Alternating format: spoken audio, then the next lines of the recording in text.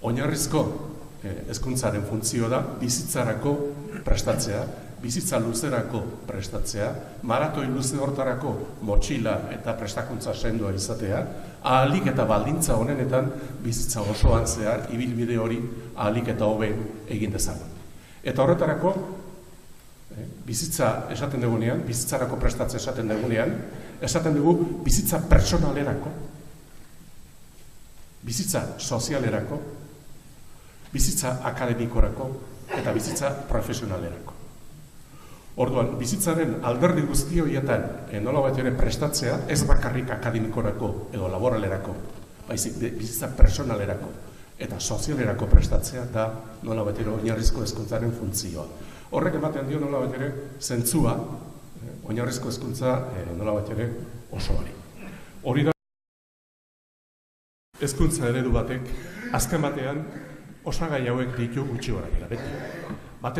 Batetik izango dira hezkuntzaren xedeak, hezkuntzaren helburuak, oinarrizko hezkuntzaren xede eta ikasleen irteera profilaren ardatza, oinarrizko kompetentziak garatzea da. Azken batean, egongo dira xedeak, egongo dira helburuak, heziberri nolabait ere xede eta helburu horiek gauzatzen dira oinarrizko irteera profil horretako oinarrizko kompetentzietan. Beraz, ezaugarri bat gero azalduko dugunez izango da, bai, hezkuntza xedeak bai, helburuak bai, baina helburuak azken batean identifikatzen dira oinarrizko kompetentziekin. Ez da egiten nolabait ere alde batetikan etapako helburuak, beste aldarri batetikan oinarrizko kompetentziak, beste aldarri batekan irteera profilak, baizik eta nolabait ere oinarrizko kompetentziak dira, oinarrizko hezkuntzaren bukaeran ikasleak lortu behar dituen helburuak. Hori, era desberdinetan dago, baina guztietan azken batean xedeak hori da osagai bat, hori da elementu bat. Beste elementu bat izaten da edukiak. Eta heziberri nolabait ere planteatuko da, eduki horiek oinarrizko kompetentziak eskuratzeko baliabideak tresnak direla. Hori da nolabait ere kompetentzietan oinarritutako ikuspegia. Edukiak ez dute bere baitan balio beterik, baizik eta nolabait ere dira tresnak oinarrizko kompetentziak eskuratu ahal izateko. Ikuspegia nolabait ere aldatu egiten da. Hirugarren elementu bat, eta betikoa da metodologia. Metodologia hitzak, da behar bada, didaktikako irakasle izan naizenen, eta nolabait ere konzepturik ieskorrena. Da bidea, baina da metodologia da azken batean, dituzun elementu guztien sintesia edo izango litzatekena, da bidea. Eta azkeneko elementua, betikoa baita ere, ebaluazioa. Metodologia alderditik baita ere kompetentzietan oinarrituko hezkuntzak baditu bere ezaugarri propioak azalduko ditugu. Eta ebaluazioari dagokionez, ebaluazioaren asmoa izango litzateke oinarrizko kompetentzi guztiak ebaluatzea.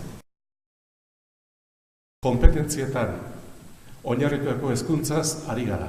Zer esan nahi du horrek? Baina honek badu bere garrantzia gero berriz aplikazioan. Kompetente izatea, ja pixka bat dotrina bezala ikasi dugu, kompetente izatea da nolabait ere ezagutzak, baliabideak, era integratuan, era estrategikoan, erabili ahal izatea, egoera arazo bati, irteera bat emateko. Testu inguruan kokatuta dagoen egoera arazo bati, irteera emateko. Beraz, ezagutzak, baliabideak, ezinbestekoak dira, beti bezala, horri ezin diogu uko egin, horiek gabe ezin gintezke kompetenteak izan, baina beste elementu bat gehiago erazten zaio. Eta beste elementu hori da, nolabait ere, baliabide horiek egoera, testu inguru bateko egoera batean landu behar ditugula. Eta hori da nolabait ere kompetente izatea. Egin inferentzia, horrek eragin handia ditu ikaskuntza prozesua. Bai ikasteko garaian eta bai ebaluatzeko garaian. Ez da nahikoa ezagutzak ikastea, irakastea, baizik eta ezagutza horiek irakasteko integrazio egoerak behar ditugu, integrazio egoera konplexuak behar ditugu. Ezagarri.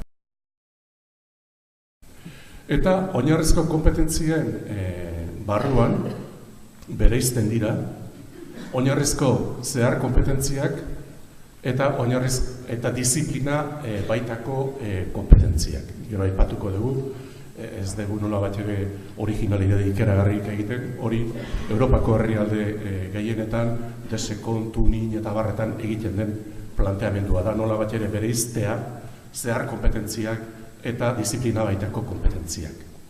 Ez dira 5 gehi 7 kompetentzi. Baizik eta nola bat ere adirazi nahi da irudi honen bidez, uztarketa bat dagoela. Oinarrizko zehar kompetentzi eta disiplina baitako kompetentzien artean. Hau da, disiplina baitako kompetentzi horiek lantzeko, matematikako kompetentzia, kompetentzia zientifikoa, kompetentzia sozial eta zibikoa, artistikoa, motriza eta barra lantzeko, ezinbesteko bidea da uztartzea oinarrizko zehar kompetentziak disiplina baitako ikastarlo bakoitzean. Eta era berean, rekursibitate eraginaren bidez, oinarrizko zehar kompetentzioiek landu daitezke soilik baldin eta uztartzen baldin badira oinarrizko disiplina baitako kompetentzioien barruan. Elementu hau, beraz, honek inferentzi prozesu bat egiten baldin baduzue, azken batean esaten ari garena da, irakasle, zure ikastarloa oso importantea da. Zure ikastarloaren bidez, nola bat ere batetik, oinarrizko zehar kompetentziak eskuratu daitezkelako era horrean bakarrik. Zure ikastarloaren bidez, matematikaren bidez, ikasleak ikasi dezake pentsatzen, ikasi dezake komunikatzen, ikasi dezake elkarrekin bizitzen, ikasi dezake ekintzaile izaten, ikasi dezake norbera izaten.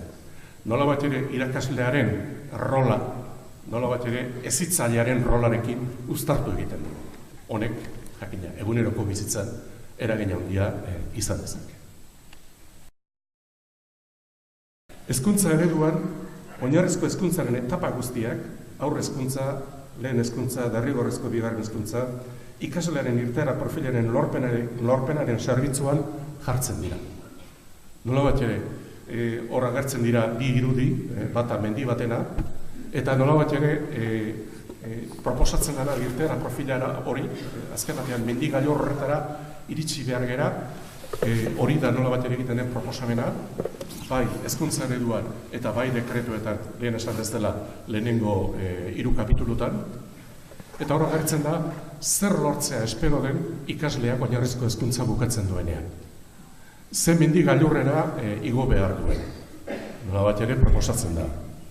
Baina jakina, mendigailur horretara iristeko, aurrezkuntzatik hasi, azpitik hasi, lehen hezkuntzara, gogora, eta ibilbide, bakoitzak bere ibilbide propio egin behar du, bere ezaugarri propioekin, baina guztiok nola bat ere gaude, mendik jontjor horretara begira, aurrezkuntzatik hasi, lehen hezkuntzakin jarraitu, eta derrigorrezko bigarren hezkuntzakin amaitu. Kompetentzietan oinarritu hezkuntza, ezagutzak ezinbestekoak dira, baina behar ditugu oinarrizko kompetentzia horiek lortzeko ezagutzak. Ez ikastarloa bera dituenak, baizikan bizitzako egoera horietan, bizitza pertsonalerako, sozialerako, akademikorako eta laboralerako behar ditugun egoera horiek erantzun ahal izateko. Eskatzen du, aldaketa bat eskatzen du, behar bada oraindik denbora pixka bat beharko dugu, pentsamunde berri honetara, hau da, ikuspegi akademikotik kompetentzi pentsamendura etortzeko bide bat egin beharko dugula iruditzen zain. Orduan, edozein eretara, hauek ere, pixkan egin. Nik labur bilduz, metodologia dagokionez, bi elementu nagusi ikusten ditut ekarpen bezala gure kulturaren osagarri bezala, gure pedagogi kulturaren osagarri bezala. Batetik, izango litzateke, prozedura metadisiplinarrak edo zehar kompetentzietan oinarritutako prozedurak ikastarlo eta esperientzia eremu guztietan nola bat ere uztartzea, hau da, pentsatzen eta ikasten ikasteko prozedurak eta teknikak, komunikatzen ikasteko prozedurak eta teknikak, elkarrekin bizitzeko prozedurak eta teknikak, ekintzailetzeko prozedurak eta teknikak, norbere izateko da autorregulazioaren bidezko prozedurak eta teknikak, horiek nola bat ere sartzea ikastarlo bakoitzaren barruan. Erronka sendoa, baina integrazio egoerak sartu behar ditugu, baita ere ikaskuntza prozesuan ikasteko, eta ebaluatzeko era bakarra, baliabideak ebaluatu beharko dituzu, baina integrazio egoeren bidez, soilik ebaluatu dezakezu kompetentzia. Horiek dira niretzako bi elementu, metodologia alderretik, eranskin edo aberastasun edo ekarpen egin goruteken bide. Eta erronka moduan planteatzen den oinarrizko kompetentzi guztiak ebaluatzea. Ezagutzen dizute LOMCEko planteamenduak, PISAn egiten diren planteamenduak. Azken batean, ebaluatzen dira LOMCen terminologian tronkalak edo deritzen ikasarloak ebaluatzen dira. Matematika dala, hizkuntza dala, kompetentzia zientifikoa dala. Gure erronka baldin eta sinisten baldin badugu oinarrizko kompetentzietan, eta oinarrizko kompetentzia dira bizitzarako definizioz, bizitzarako ezinbestekoak direnak. Ez dauka zentzurik tronkalak, lehenengo divisiokoak, espezifikoak, bigarren divisiokoak, edo libre designación autonomika, hirugarren divisioko kompetentziaz hitz egitea. Guztiak dira, nola bat ere, oinarrizko kompetentzia artistikoa baita ere, kompetentzia motriza ere, oinarrizko kompetentzia da, bizitzarako ezinbesteko kompetentzia da. Orduan, horretan sinisten baldin badugu, oinarrizko kompetentzien formulazioan sinisten baldin badugu, era koherentea, ezinbestekoa da, oinarrizko kompetentzi guztiak ebaluatzea. Hau esatea hemendik erresa da, baina hori egin behar da. Eta hori egiteko, soziguz, baina pausuak aurrera emanaz. Hau izango da, nola bat ere, erronka oso importante.